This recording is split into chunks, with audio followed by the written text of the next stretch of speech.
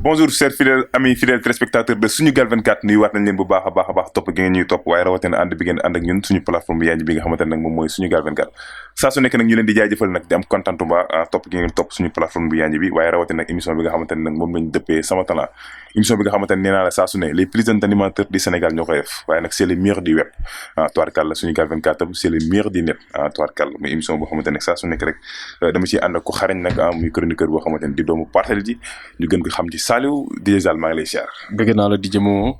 di la jaajëfal bu baax a baax. macha allah di la nuyu di nuyu amis fidèles téléspectateurs de Sunugal 24 selon que vous soyez en Afrique en Europe en Asie partout à travers le monde ñu ngi leen di nuyu aman mbégte ak contentement bu mag. di la jaajëfal bu baax a baax. ayca mi ngi noonu noo dundee élection yi. waaw ça s'est bien passé jàll na ci jàmm. waaw bàcc yi.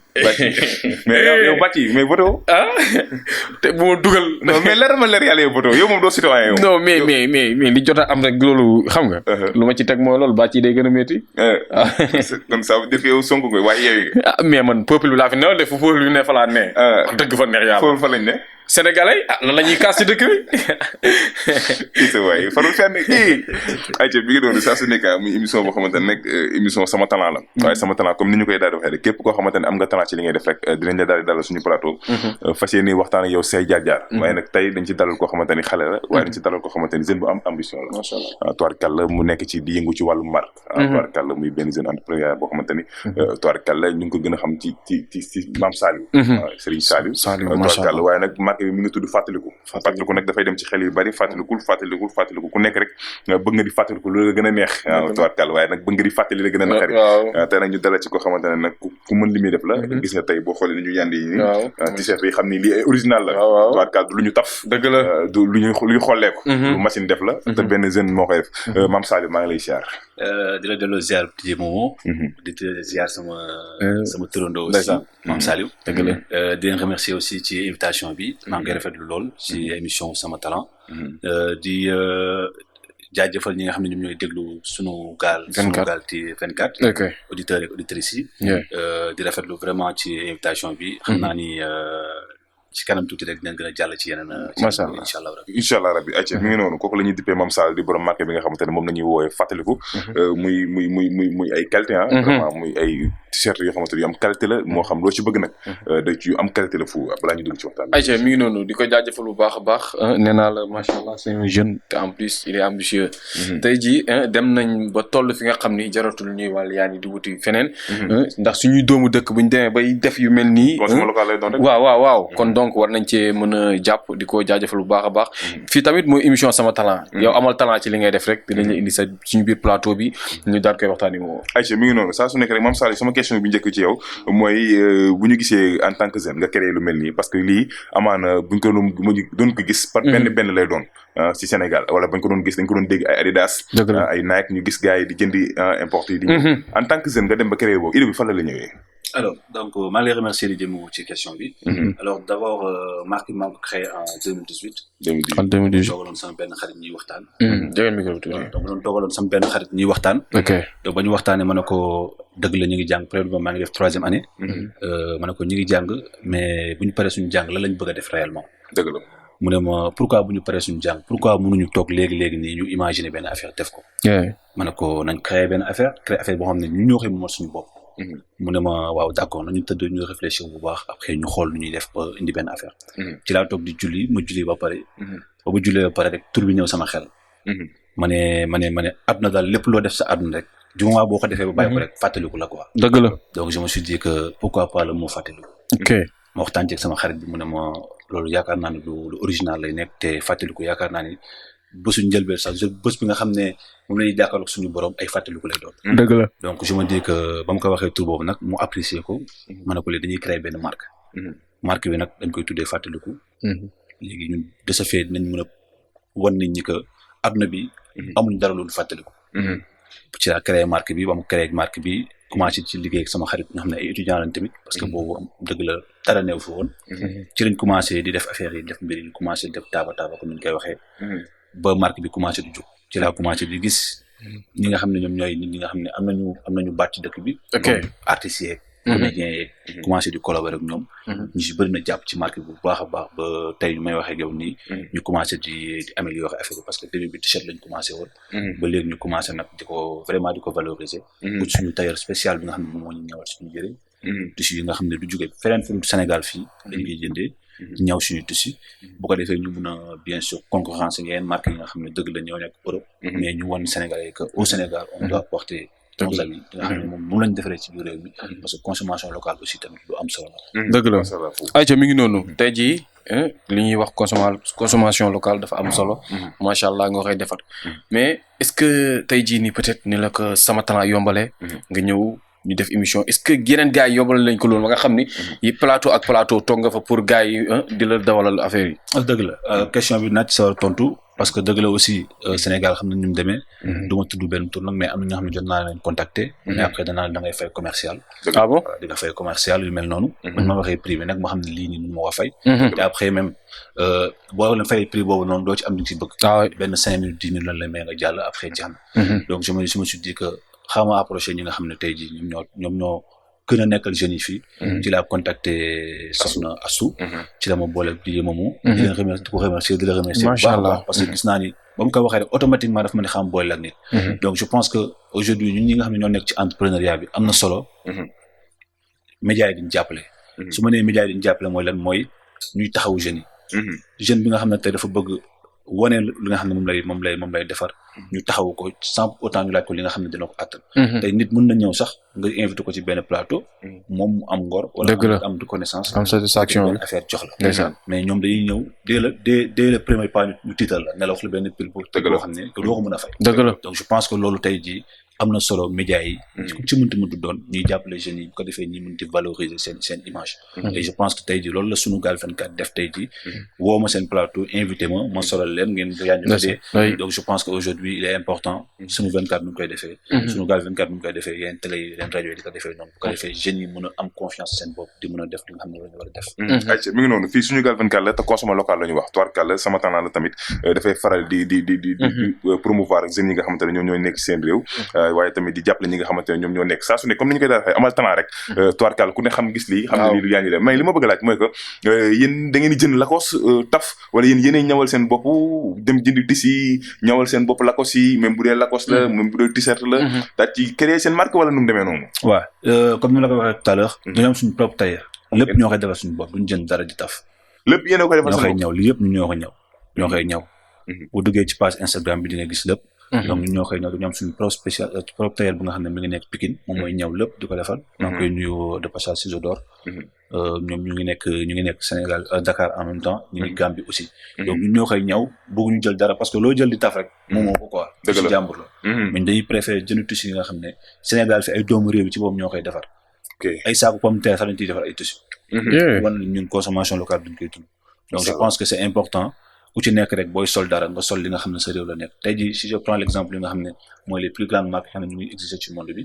ba ñuy commencer je pense que ay détails dañu commencer tey Nike mënuñu la wax lu muy signifier voilà Adidas aussi c'est vrai mënoo jox signification bi nga xam ne mu lay signifier mais fàttaliku boo ko waxee ñun Sénégalais yi day am ci lu bari te boo koy expliquer occidentaux yi aussi na leen fàttaliku ça signifie souvenir dañuy xam ne lii am na signification mais marque bi nga xam ne tey jii amul benn signification mais nous au Sénégal on préfère di porter marque yi nga xam ne mooy voilà ay Gucci ay Louis Vuitton nga xam ne tey jii je me dis que Sénégalais fii nii mën nañ ko defar te mën nañ defar lu gën a original li nga xam ne moom la yeneen di defar donc je pense que ñun duñu tepp di taf dara dañoo am lépp li nga xam ne ñoo koy defar fii machines yi defar fii aussi Sénégalais moo ko moom sama benn nijaay moo ko moom mooy defar machines yi ni kii yi nii donc du flocage nekkul dara kii la li nga xam ne lu ñaw la ñu ko sol fii plus de 5 ans léegi vraiment voilà tant que jëloo paax wala lañ sa daw ko du dee donc je pense que c'est important ngay liggéey ci qualité te man ci loolu lay basé toujours di ko liggéey et je pense que aujourd'hui boo ndee ba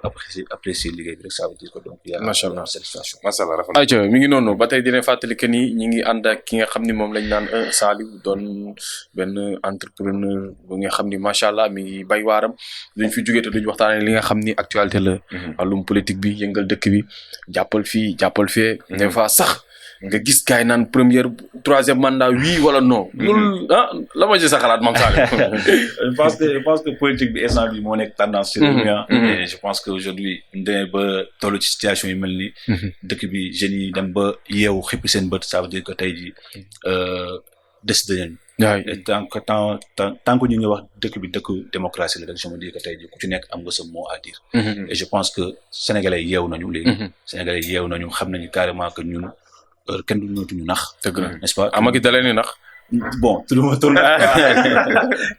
ma nee kenn mootuñu ndax ça veut dire que muy Macky muy Barthélémy muy keneen ak keneen sénégalais bu ñu demee ba fal la c'est parce que dañoo am ci confiance ñu fal la effectivement et je pense que tey jii ñi nga xam ne ñoom ñoo nekk tendance ci réew mi du ma ko nëbb yeewu askan wi ñoom ñoo nekk tendance ci réew mi actuellement ñoo téye réew mi instant bi nii je me dis que tey jii même ñoom bu ñu leen falee ci réew mi war nañ xam lu leen xaar parce que lu la fal mën na la folli suñu carte ñoo leen fal suñu carte ñoo leen fal donc je me dis que tey jii lu ñu njëkk a war a ñaan rek mooy jàmm voilà ñu ñaan jàmm dañuy fàttali nit ñi tamit que Sénégal réew jàmm la dëgg la élection yi bu mu tax nit ñi di def yoo xam ne après dañuy dem ba ci biir ko regretter donc beaucoup de choses sont passées dans notre pays il y a 4 mois de cela bëggatuñu yooyu xew fi ku gagné na nga xam ne yaa gagné ku ñu gagné nga xam ne yow gagné na la nga def ko comme yenn partisans yi ñu ko defee dugg seen page félicité ki nga xam ne moo gagné je pense que c'est important parce que loolu mooy indi jàmm ci réew macha allah jàmm la leen soxla saa ci mi ngi noonu dafa am benn question bu may daal di tëmb rek parce que dafa mel ni que dañuy sénégalais yeewu nañu mais bu njëkkoon avant ñuy fol diggante temps wu Laye Wade Macky Sall 2012 gars yi ñoo mën confiance ci Macky Sall ba jox ko réew mi mais jàpp nga ni yow Sonko bi nga xamante ne am nañ ci moom confiance war na mën a doxal daal yow pour yow alors man moom personnellement gaaw ma jox confiance nit lu tax gaaw ma jot confiance nit mooy nekkul Macky Sall moo fi nekk président am na yeneen président yi fi jaar avant Macky Sall donc même discours bi may wax gars yi toujours rek man mooy est-ce que kii bu ñu ko joxee suñu réew dina ko mën a téye parce que gars yi li ñuy njëkk a fàtte mooy des fois gars yi bu ñu faloo ci réew mi rek li ñuy njëkk a def mooy dañuy fàtte seen ñeen fal dëgg la jàppale seen mbokk yi donc c'est important aussi ki nga xam ne moom mooy nekk ci réew mi di bàyyi xel que am na ñi nga xam ne bu ñu añee duñu reer tu vois je pense que yenn investissement yu colossal yu ñuy def war nañ ko mën a def ci population bi et je pense que aujourd'hui Sonko nu nit ñi amee ci moom confiance yaakaar naa ne ñëpp war nañ mën a am ci moom confiance jox ko réew mi parce que ba ñuy jël réew mi ci Abdoulaye Wade di ko jox Macky Sall confiance moo taxoon joxo ko donc moom tamit bu demee benn certain moment aussi tamit gis ni carrément que sénégalais yi nu ko gëmee ñu ko noonu war na commencer di bàyyi xel ci li nga xam ne moom la liggéeyoon auparavant te xam ne sénégalais yi ñoom ñeneen ñi d'accord nañu ñeneen ñi d'accord ñu te nguur noonu lay doxee ñëpp mënuñu d'accord à la fois c'est impossible bon moo tax opposant am donc du coup ñun nekk ñu dëkk boo xam ne dëkku dictature lañ non ñun on a notre mot à dire et je pense que aujourd'hui sénégalais bu ñu demee ba xippi seen bët vraiment di ànd ak beneen parti bi nga xam ne ba mu ñëwee ak léegi mën nañ ne matagul 5 ans wala 6 ans wala je pense que aujourd'hui kon war nañu mën a yeewu bu baax te xam ni que képp ku ñu jox sa suñu réew rek war nga xam ni que bés mën nañ ñëw ñu fol la fal keneen macha allah je pense que aujourd'hui muy Sonko muy Dias muy Macky Sall ñoom ñëpp après bu jeexee politique moo leen boole woon seen biir ils se parlent dañuy waxtaan seen biir donc je me dis que aujourd'hui c'est important ñun suñu ñu xam ku ñuy fal suñu réew parce que ñun ñi ñooy ndaw ëllëg te ñun ñoo war a yor réew mi loolu am na solo ñuy mën a bàyyi xel que adduna bi je me dis que nekkul politique kese moo fi am y a d'autres choses qui sont là et je pense que aujourd'hui politiciens yi aujourd'hui li ñuy war a bàyyi xel aussi mooy lan mooy jeune entrepreneur yi ku mel ni Momo ku mel ni Saliou ku mel ni man ñuy jàppale jeunes yi te xam ne jeunes yi aussi tam ñoo mën a développer réew lu mel ni Rwanda ay jeunes koy développer je pense que Sénégal tey bu ñu demee ba toll ci jàmm bu ñu am nii tey ci réew mi je pense que war nañ gën a sukkali yeneen quoi macha allah ayca loolu am na solo trop macha allah wante aussi am benn phénomène bi nga xam ne am na gars yi dañuy tëdd seen kaw lal nan dëkk bi amul liggéey yow créé nga sa marque gars yi di xëy di TikTok suba ngoon guddeeg bëccëg son bu génn gars yi koy njëkk a challenge dana dëkk bi amul liggéey yow ñi nga gis ñi ne ci TikTok bi jàppee ko xëy ab gont lan nga ciy wax alors man Saliou man d'abord loolu duma blâmer liggéeyu genre nit ku li ma doy def man personnellement duma suivre TikTok awma TikTok awma Snap tu vois lu tax waaw awma yooyu quoi parce que je me dis que mënuma rapporter dara en fait mënuma rapporter dara parce que je me dis que aujourd'hui ñi nga xam ne ñu ngi nekk ci TikTok bi tey ji peut-être ñenn ñu ngi ciy gis seen bopp mais man dama jàpp ne mënuma rapporter dara parce que awma temps bi nga xam ne à chaque fois damay toog ci réseaux sociaux yi di def ay vidéos yi nga xam ne vraiment c'est pour montrer li nga xam ne nekkul yow en fait parce que beaucoup de gens ñu ngi ci TikTok bi li ñuy wone ak li ñuy dund bokkul dëgg la moo tax booy bëri des fois dañuy def yoo xam ne war liggéey amul ci dëkk bi d'accord na mais bu mu tax nga def li nga xam ne tey waroo koon def man ba may créer sama marque bi je l'ai créé avec 100 000 francs tey yàlla mu ngi may sutural du ma wax ban somme laa ci gagné mais yàlla mu ngi may sutural bu baax te maa ngi sant yàlla macha allah et je pense que aujourd'hui jeune bu nekk rek waroo xaar état dëgg la man aujourd'hui mën naa ne su ma toppoon yenn nit ñi nga xam ne ce sont des hommes étatiques tey am na fu ma tolloon bi yàgg parce que promesse yi lu jeex lañ ma defaral mais musuma ko gis déposé naa sama projet DER benn yoon du ñaari yoon musuma gis financement mais musuma découragé musuma ne damay génn dem jël gaal dem Europe musuma xalaat def lu bon musuma dem ne damay dem sàcc fu jàmm te xalaatuma ko li ma xalaat mooy lan mooy xam nga gëm sama bopp créer sama bopp ndax après fàttali bi mën a neex parce que man maa jàppale sama bopp créer sama yëfu bopp def ko ba mu taxaw te kenn jàppale wu ma dëgg la nit dina la may toujours doole mais ñi la war a jàppale war la jox financement bi doy dañ ko def et je pense que jeune bu nekk war na yeewu ci loolu te xam ni que TikTok wala yi nga xam ne ay détails la amul benn sens dëgg la nañu gëm seen bopp liggéey bu ñu xeeb liggéey ñun jeunes yi dañuy xeeb liggéey loolu moom dafa am tu vois des gens yi nga xam ne am nañu master ñu ngi jaay tey ay café te ñu ngi sant yàlla instant dëgg la et je pense que aujourd'hui ñun ku ci nekk rek war na mën a yeewu te xam ne réussite nekkul loo xam ne day ñëw du jour au lendemain da ngay yëg di wàcc day mel ni escalier ñu ngi koy yéegee da ngay yëg di wàcc mënoo dem 5e étage nga tëb rek egg 5e étage da ngay jël premier étage ba 5e étage dëgg la donc je pense que il est important jeunes yi ku ci nekk rek bàyyi xel ni que adduna bi yàlla ñëpp la fi nekkal te ku ci nekk rek sa réussite yaa ko yor solo dara gënul metti nga yeewu sa poche dara nekk fa loolu motivation la war a nekk ci nga yeewu yoroo dërëm da nga war a motiver xam ni que man tey li war a tax ma dugal dara sama poche maa ko war a liggéey dëgg la ku ci nekk nag ñu ngi lijjantee xaalis yaa ko xam dëgg la am ñi nga xam ne facilement lañ ko bëgg a lijjantee mu yomb si ñoom tey jii je me dis que ku yeewu dem sàcc kooku xaalis boobu mu sàcc wërsëgam da cay nekk moo tax yàlla jox ko dëgg la je me dis noonu man waaw non effectivement c'est vrai en fait da ko dem sàcc ñu jox ko tey sàcc bu dem sàcc ñu jàpp ko parce que loolu nekkul wërsëgam jàpp donc je pense que ku ci nekk rek yaay xool ni nga war a dem lijjantee àdduna bi mais après nag yaa xool façon bi nga xam ne moom nga koy interpréter pour dem lijjantee macha allah am na solo tubaarkàlla ñu gën ko xam ci Saliou borom marque bi nga xamante ne moom mooy fàttaliku mais nag bëgg nañu ñëw ci côté bi nga xamante ne état parce que élection yi gis nañ gars yi di defal ay t-shirt pourquoi pas est-ce que état yi ñu ngi dugal seen loxo yéen ñi nga xamante ne yéen jeunes entrepreneurs yi nga xamante ne créé marque yi nii alors donc pour loolu mosaguma ci am marché mosaguma am marché ci marché étatique yi comme je l'ai dit tout à l'heure yooyu marché yooyu tamit dafa am ñi nga xam ne ñoom lañ koy jox spécialement maanaam tey jii da ngay ñëw su ma rappelé wu 2 ans ci ginnaaw maa ngi gisoon benn politicien bi nga xam ne ci benn parti la bokk ma ñëw wax ko sama li ma bëgg ba ma ko waxee li ma bëgg li ma njëkk a tontu mooy man su ma la jàpp avant ma laa jàppale da nga may jàppale ba pare maanaam damay wax nga ma li nga bëgg man dama lay wax lan laa bëgg dëgg la kon donc ça dit foofu jàppale te yàlla tax amatu fa non intérêt moo ko lal ci laa xam ne lan nga bëgg nga ma lii laa bëgg lu mu bëgg nag ma fekk si ko maanaam dañu ñëw ay nit pour nga ñëw jàppale ko ci parti bi indi koy nit ci parti bi dëgg la tu vois ma indil ko ay nit ñu waxtaan ci loolu ba pare ba yàlla defee mu gagné lu muy gagné ba pare jëgaatuma ko gisaatuma ko nag loolu nag nekk loo xam ne métti moom daf maa jàngal kese dëgg la ça m'a appris beaucoup de choses que saa yu muy publier dara ci réseaux sociaux bi may wax mooy bàyyi leen politiciens yi ngeen àndal ndax gën ñu dara dëgg la man loolu laay wax toujours parce que nekkuñu nit ñi nga xam ne dañuy tenir parole ñi am nañu si tenir parole gaa ñi am nga xam ne duñu tenir parole ay sont à 80% duñu tenir seen parole donc je pense que aujourd'hui tey jii jeune bi nga xam ne mi ngi nekk moom wala mel ni man am sama structure di def flocage di jaay t-shirt di def lépp je pense que tey jii état bu ñëwoon tey gis benn jeune bu mel noonu ne ko je te donne 1000 t-shirt 1000 t-shirt yi yaa ngi koy defaral pour may la doole dinaa la jox benn 1,5 million nga mën a def démarrage mais tey boo ñëwee fekk jeune boo xam ne day taaba amagul dara nga ñëw ne ko dama la jox 2000 t-shirt mais su paree laa lay fay loolu nga ko da nga koy sonal mais boo ko joxoon benn avance dina mën a dàqante pour lu jënd ko des fois nga defal t-shirt ba pare gis naa sama gars yi xam ne defal nañu t-shirt ba pare fay ñu leen di ci des parce que dañ leen jox ba pare ba ñu perte dañuy dàqante ak ñoom ba léegi fay ñu leen seen xaalis donc je pense que c'est important aussi ñoom ñi nga xam ne ñoo yor réew mi ñuy mën a jox confiance jeune entrepreneur ji jeunes yi bu ñu demee ba naan man amatuma confiance sama réew man joxuma li nga xam ne man moom laa yellool moo tax ma dem tey def li ma def nii je pense qu'il y a un problème et je pense que aujourd'hui il est important ku ci nekk rek ñu delluwaat suñu xel te xam ne ñun jeunes yi ñoo yor réew mi ëllëg ok loolu moo nekk loo xam ne man pour man moo gën a am solo ci affaire bi macha allah am na solo loolu tubaarkàlla saa su ne comme ni ñuy daal di waxee rek daanaka li ñu jagleeloon ci waxtu jeex na après ñu dem li nga xamante ne moom mooy mois de divertissement rek tubaarkàlla saa su ne fàttali ko moom la ñu fi àndal tey ñu gën ko xam ci Mame Saliou ñu dem ci moment de divertissement ñëwaat moment de divertissement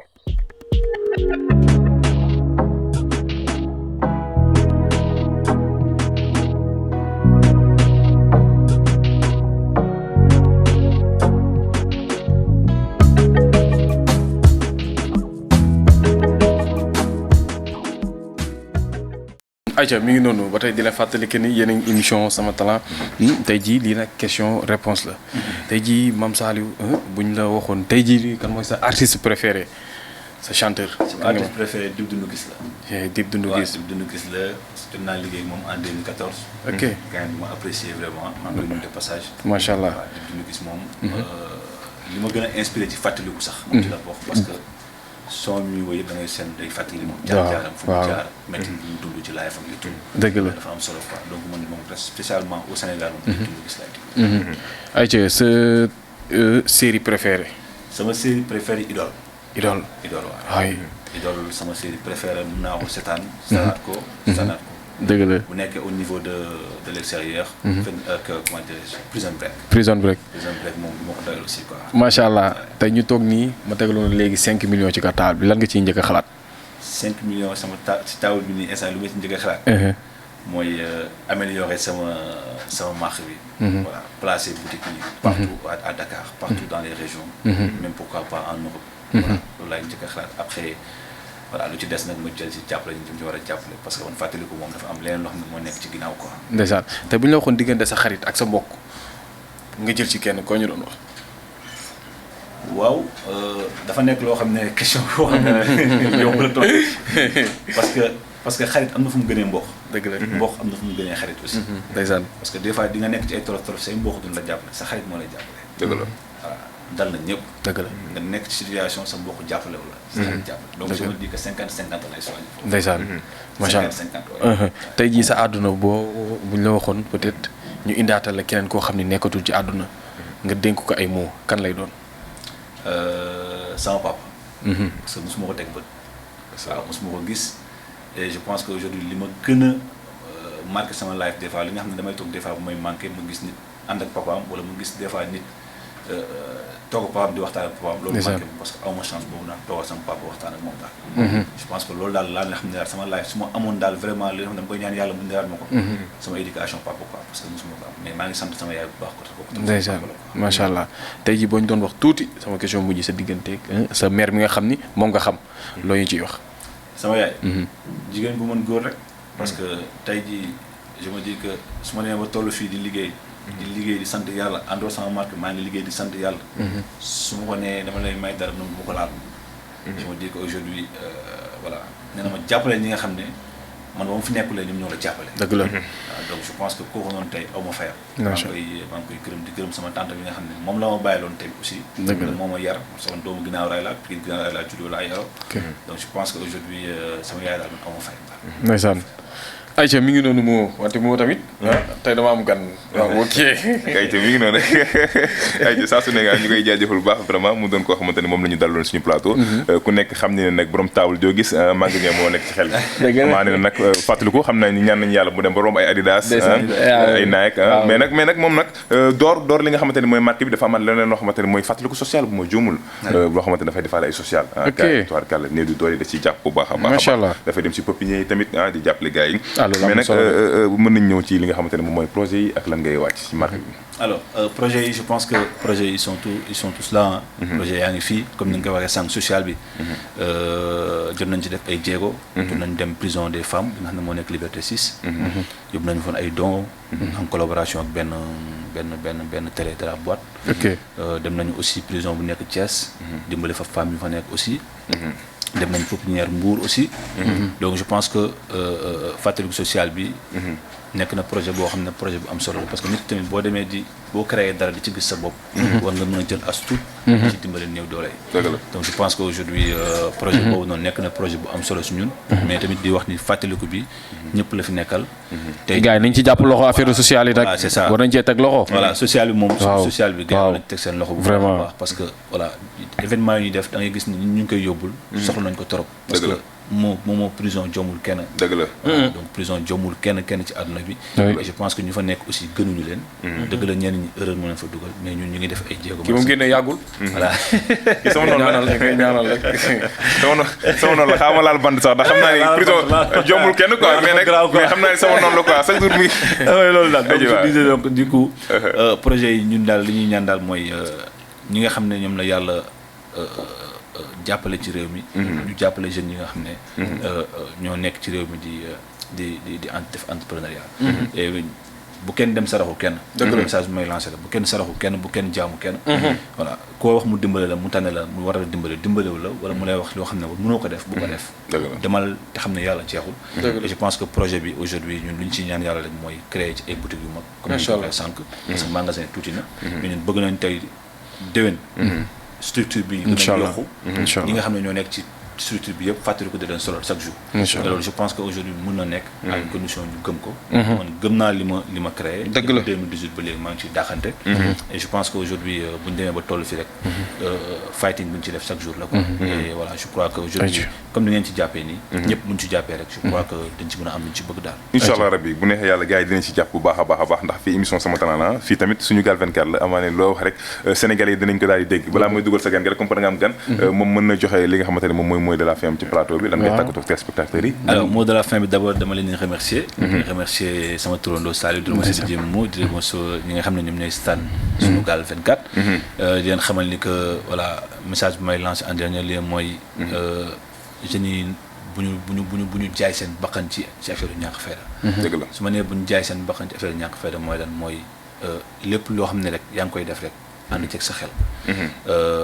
dañuy gis jeunes yi di dee ci manifestation yi di gis jeunes yi di des fois di def yoo xam ne yaa ngi koy defal nit ku nga xam ne tey jii. xamul sa papa xamul sa yaay. dëgg la nga dee ci perte ci ñu ñëw jëkk di benn 1 million jox ko sa famille alors que xamoo lan nga mën a apporter sa famille à l'heure. dëgg la donc c'est important jeunes yi seen bopp. ñu bàyyi xel ci lu bari te xam ne ñoom ñoo yor réew mi ëllëg. te il est important que aussi ñoom tamit seen bopp ñu xam ne que il est important. ñu bañ a di tayle seen life ci affaire yi ñàkk fayda. gëm leen seen bopp nangoo liggéey. parce que liggéey jeexul ku créer structure bi sax. nekkul dafa xëy benn jour ak créer ko. dëgg la toll noonu ay moments yi nga xam ne. moom ci boppam. mu ngi doon dund ay difficultés. dëgg la te ku ci nekk rek je pense que liggéey booy def rek boo ci dundul difficulté rek jàpp ne liggéey boobu baaxul. dëgg la difficulté am. et c'est important que nit ñëpp bàyyi xel que fàttaliku Sénégal la nekk doomu réew moo ko moom. bu ci ñëpp jàppee rek je crois que ku ci nekk dina ci gis boppam. dina ci gis boppam. macha allah am na solo lool ay ci fu mi ngi noonu. waaw ba tey mi ngi noonu nee naa leen sama talent saa su ne nii lay demee wante tamit j'ai un ami qui vient de Toulouse macha allah il suit notre émission c'est Mathéo Matar mais Mathéo viens tu peux venir macha allah oui viens tu peux passer par ici. Oui. C'est un frère qui vient de Toulouse mais il suit notre émission Sama Talent.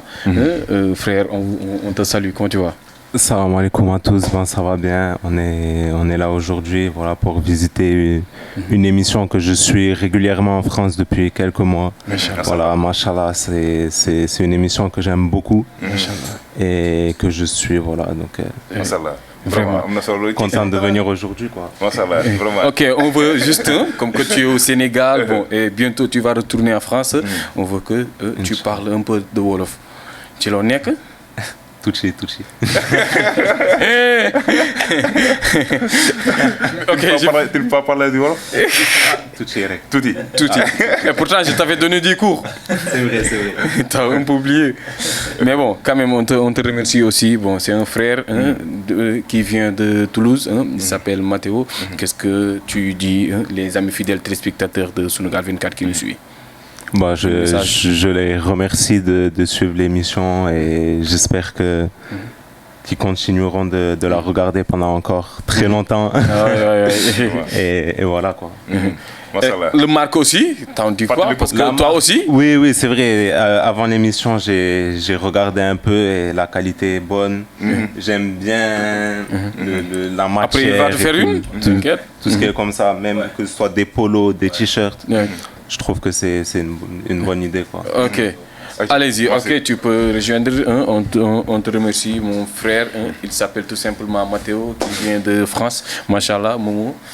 mi ngi noonu kontaan continue nee na Sama Talent nag gars yi Sama Talent dafa doon émission boo xamante ne Sénégal yi dañu koy bàyyi xel bu baax rawatina diaspora bi ak Jazzaline bi parce que Sama Talent dalal na ko ne dalal na ko jóge États-Unis dalal na ko jóge France Mali gars yi ku nekk dañuy contacter pour bëgg ñëw si émission bi nga xamante ne waaye nag dafay plateforme bu yanj bi nga xamante ne Sunugal 24 kenn amul fayam nee naa la ñun bu ñu amul audience sax télé bi dafay am audience parce que Sunugal 24 kenn dootu ko waxati Sénégalais yi dafay plateforme boo xamante ne ku Sénégalais yi ko bëgg waaye tamit dafay plateforme boo xamante ne Sénégalais yi ñoo koy bàyyi xel bu baax lan ngay tàggatoo waaw juste di jaajëfal bu baax a baax Serigne Cissé mu Serigne Babacar Sy maa ngi koy jaajëfal bu baax a baax sama lépp ki nga xam ni macha allah ku baax ci man Serigne Cissé mu Serigne Babacar Sy moom di la béggee bu baax a baax di jaajëfal Mame Saliou ci marque bi ndeysaan am na solo yaa xam fi mu mbébét bi nga ci am yàlla na yàlla mottali yéene bi di ko wax ni yàlla na dem xam nga ba dootuñ sol beneen marque bu dul waaw fàttaliku di ko jaajëfal waaye ayca mi ngi noonu kontaan continuer mbir maîtriser yéen ñi nga xamante ni yéen suñu téléspectateur Sunugal 24 wooy leen nekk di continuer di topp suñu programme bi nga xamante ni moom mooy Sunugal 24 point de la rédaction